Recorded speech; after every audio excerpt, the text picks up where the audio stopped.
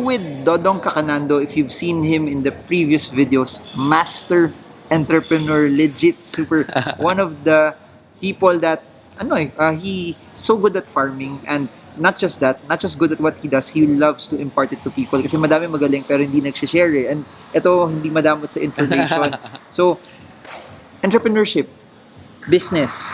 Ngayon parang we're now in the golden era of entrepreneurship kasi it's so easy to start a business, especially online. Ngayon pwede ka na magbenta online. That being said, should people really go into business? I wish everybody will go into business. I really believe all of us were designed to be in business. I hope you don't mind, no? Pero feeling ko a church should be run like a business. Okay. Family should be run like a business. And even in fact in the Bible there's this parable, a parallel parable of the talent. Na specifically God said when He entrusts something to you, you do business with it. Kaso lang, Marv, ang concern ko lang, today people go into business, they think it's about the tools, the technology that they have.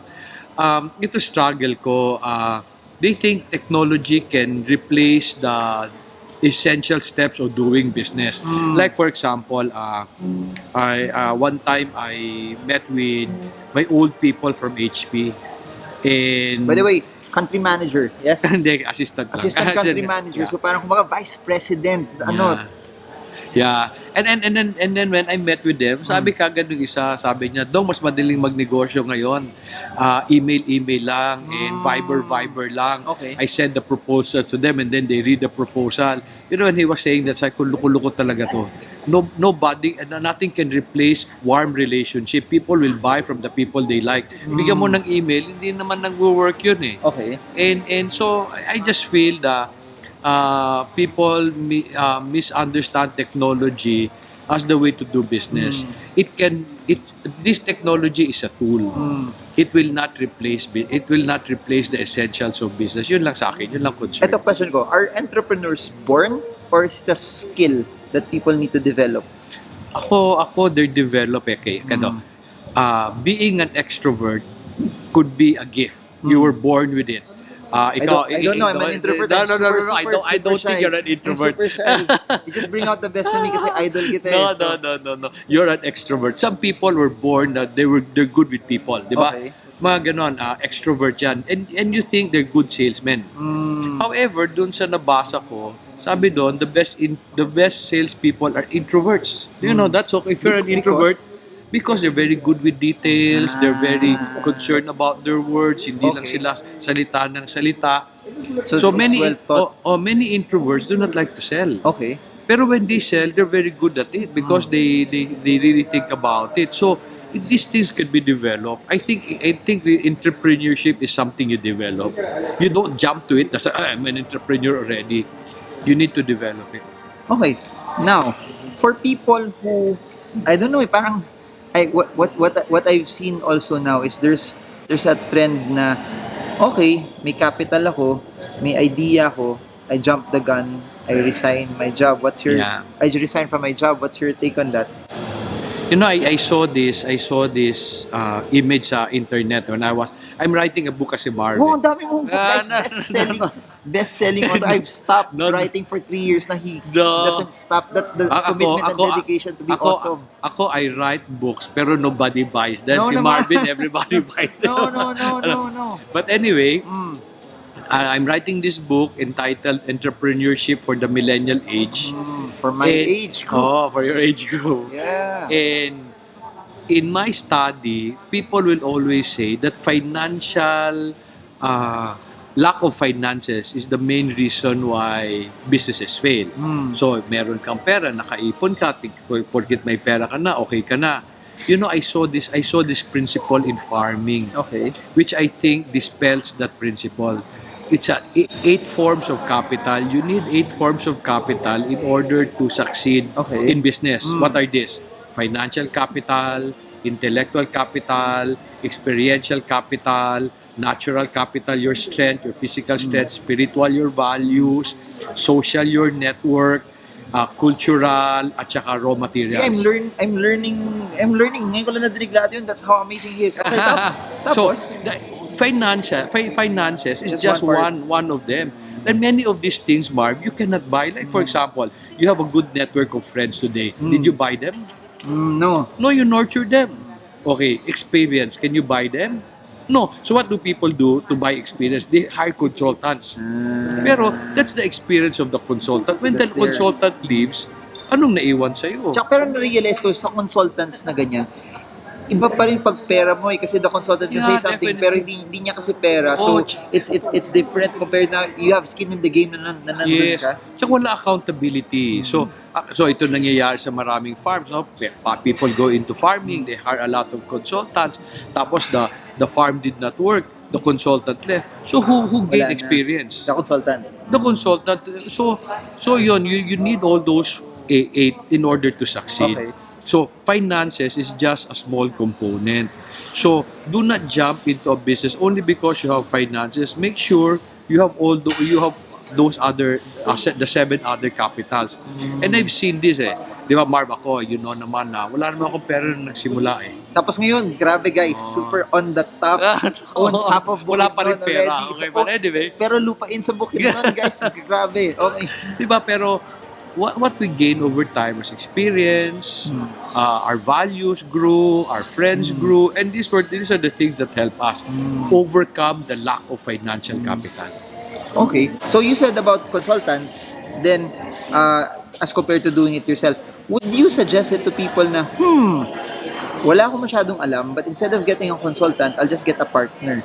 Probably an industrial partner na wala siyang pinasok na pera, or a partner na nagpasok din ng pera pero may expertise siya, for example, sa marketing, or sa sales, or sa customer service. Pwede, ako, I would rather do that. Pero let me just make sure that I say things properly. There's nothing wrong with consultants.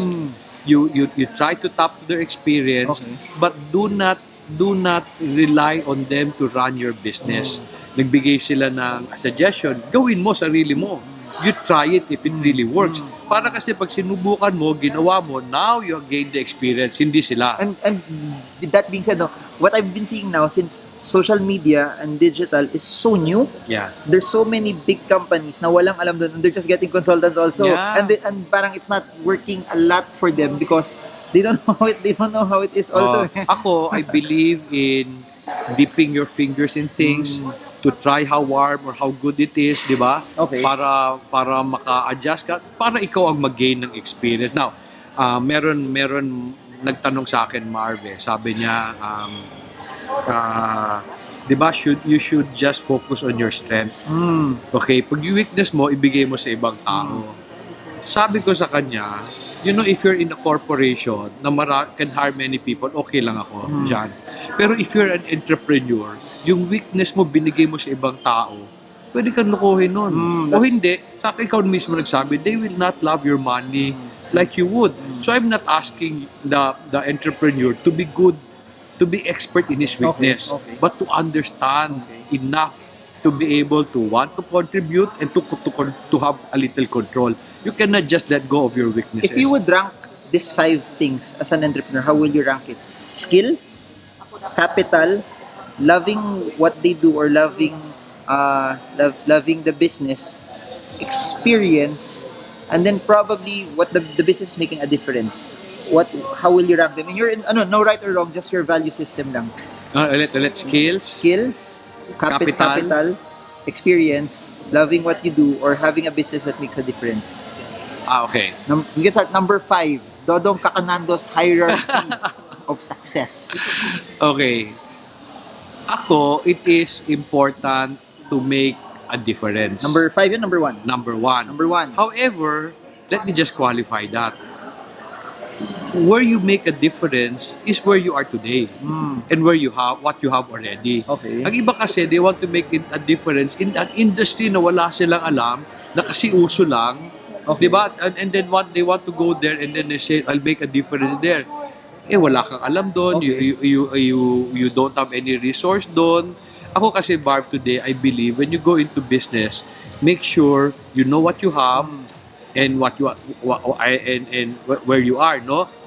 However, some people would say, I don't like what I have, Pero there's always an advantage of starting with what you have kasi mas mura yun eh.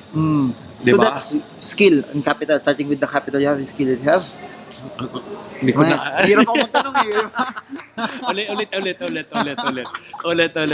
Okay, ulit. Skills ha? Okay. Skills. Skill, capital. Mm. Skill, capital, experience. Business that makes a difference or loving what you do as a business. Loving your business. Skills, capital, and experience. Kasi I'll give you context. Madaming tao, business ako dito because this is what I love to do, pero wala naman siyang skill doon or wala rin siyang capital para doon. Or madami naman nagdinegosyo na, and ito yung gusto ko kasi it will make a difference in the lives of people, pero wala naman bumibili ng product nila. Meron naman, magaling sila doon, pero wala, they lack the capital for it. So yun, in terms of what should people sort of prioritize? Sige. Let's stage the answer. Okay. Number 5. Number 5, Okay. pinakamababa, capital. Capital. It's the least that you need. Okay. Okay. Second, Number 4 4. would be where you make an impact. Where you make an impact. Okay. Number 3 is loving what you do. Loving what you do. Number 4 para sa Number akin. 2. Number 2, second most experience is experience. Okay. And then skills. When you start a business, dapat you should have already the skills for it and the experience already. Yun yung I think yung sinasabi ko parati, Marv. Ito na meron ako eh. I can build on it. I can build on these things. My experience and my skills, I can always build. Now, if you love what you have, your skills and experience, you can basically do anything. You know, I saw this quote, Marv. Ang ganda ng quote. Sabi niya, if you love everything you have everything you need. Galing. Di ba? I have the skills. I have the experience. I decide I will now use this and love whatever business that is produced from them. And basically, the principle is saying, now I have everything I need. You're making the impact, you're making the difference. You can easily make a difference if you love what you're doing. Totoo. Diba? Based on what you already have. Money to me, money kasi to me is just a tool eh. To me, money is just a tool and a reward. It's a tool to grow business. It's a reward, meaning if you're successful, money will come. So to me, money is the least thing you think about. And yet people today, money... I think it's everything. Money should not be the end goal. Money is not everything. Kasi for me, pag mahirap, pag things get hard, as you're just in it for the money, you will quit you will give up. Or pag narating mo naman, nakuha mo na rin yung pera, it will feel empty also. Kasi it's not everything eh. You know si Denise, naman Denise, di ba? Okay. Si Denise discovered recently na, kasi si Denise is an artist. Denise is my daughter. Sabi niya artist siya. So akala niya, above for Denise. Nakala niya na ang passion talaga niya fashion design. Nung sinabihan ko siya sino magpapagawa ng damit sa bukid noon, she felt very bad. Then she went to art, di ba? Akala niya art na ang passion niya. Then she did realize, sabi niya, no, Papa, my passion is to create things. To create something nice. Ganun tayo, di ba? When you create something nice from what you have, di ba? When you create something nice from what you have, you already create an impact to the people around you. Okay. Di ba? And money comes. Galing. Very good. So it's money should always be the last stage. It should be, for me, it's essential, pero it's not, it should be in the lowest portion. And ewan ko, baliktad yung mga tao, they chase afterward the money, where the money is. I guess it's because they want to get rich quickly, di ba? Ako, Mark, tingin ko dyan, it's because of this principle, money begets money. Money does not beget money. Money is a passive object. Money cannot grow itself. What grows money, pinag-usapan natin, is skills and experience. Totoo yun. I believe that so much. Diba? Money can just grow pag meron kang ganito daw. If you really love what you have and make something good from it, money will just come. Here's a question. May lumapit na ba sa'yo na parang, Dodong Kakanando, I want to be like you also. I want to be a farmer. Kaya ba yun? What if they don't have the skill for it? What do you advise them? Parang na-inspire na sila, may lupa sila. Tapos they read your book, heard the talk na, uy, okay pala to farming na to eh. No, ako, if you notice, Marv, whenever I explain something, I do not explain things that I'm successful already. I always explain things when I was struggling. I really believe you need to study a person not when they are successful, but when they were starting, because that's where all the lesson that's where all the lessons are. Like, for example, one of my frustrations sa masters in management or entrepreneur today, they have this great case studies, no? They study about Steve Jobs, they study about Jollibee, but they study them when they were big already. If you really want to be a good entrepreneur, Study them when they're starting out. Yeah, because that's where all the lesson when they were starting are the things that made them successful. Okay. Hindi yung tingnan ko, okay, what system do they do? What program do they follow? Those things can be bought. Pero does that happen ba when people start yung culture na crab mentality that happens in the Philippines? Why is that parang a prevailing theme sa atin compared to other Ako countries? feeling ko, kaya lang may crab mentality because we want to copy. Parang, ikaw, may ginawa ka, kukopyahin kita as Okay. is. Siyempre, masasama loob mo. Ah. Di ba? Yung kasing galing lang tayo, so I pull you down because you're trying to be better than me. Ako, Marv, I never want to be better than anybody. I just want to be better than myself. That's a good O parang, kasi the comparison shouldn't be kasi the other person, the comparison should be parang, yourself. Di ba? I feel I'm as good as him. Kung Okay. umaangat siya, baba ko siya. Ako, I'm just comparing myself with myself. Okay, so tama bang benchmark when you're an entrepreneur? Okay lang may mga idol ka pero wag ka mainggit kung magaling sila. Wag ka rin mayabang kung mas mataas kung Yeah. mas ano kasi your peg should always be how can you better yourself Yeah. also. There's this verse in 1 Thessalonians chapter 4. Sabi niya, make it your ambition to live a quiet life. By minding your own business. Okay, now, minding your own business, work with your hand, and excel still more. Sabi niya, if you want to have a quiet life, wala kang kaaway, one, mind your own business. Your own business. Two, work with what you have in your hand. Okay. And three, you just excel still more, meaning you compare yourself with yourself. Okay. That your joy comes from, uy, I'm better today than yesterday. Diba? And a good example of that is Toyota. Diba, in 2010, Toyota became the biggest car manufacturer. The world, yeah. So, tinalo niya yung iba, no? So, I was reading this book, How Toyota Became Number One. And yung executive nila, president of North America Operation, she was asked, sabi niya, how did you become the biggest? Ang ganda ng answer niya, sabi niya, never wanted to be the biggest, just wanted to be the best. Wow, galing. You know, they want to be the best in what they're doing inside. They're not even comparing themselves with others. They wanted to be better than themselves. And then the best became the biggest. Galing. So, to sum it all up, you have to love what you do, but you also have the skill. You have to make a difference. Pero parang they all are hand in hand, but the most important thing is you have to have the skill for it. Kasi kung hindi ka rin magaling, wala rin bibili sa'yo. Yeah. And don't compare yourself with other people. The moment you compare yourself, that's when you start losing. Yeah. Tsaka, besides, for example, kinumpare mo, mas magaling ka na sa kanya. And then, you look for someone else to compare yourself again. Diba? Yeah. So mafu-frustrate ka lang. Yeah. Kaya nga lagi yung frustrated, sobrang galing nila. Sobra. There's na, parang yung, the best that I will ever be is the lowest that he was. Yeah, so, yun. Pero you watch his video, they're very, very good.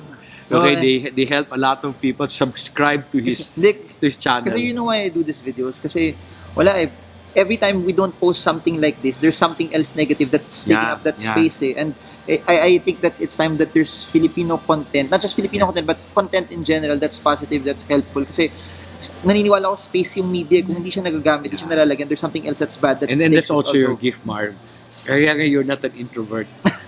Di, introvert, kaya nga camera lang kasi wala na tayong kausap na crowd Oo. Parati ka naghanap ng kausap Di na. So, I guess that's it. Any final words for people who want to be a business person in 2019? Ako, I believe all of us have the potential to be business people. All of us have the potential to become entrepreneurs. But take it as a journey. It's not a race, di ba? Do not do it because other people are doing it.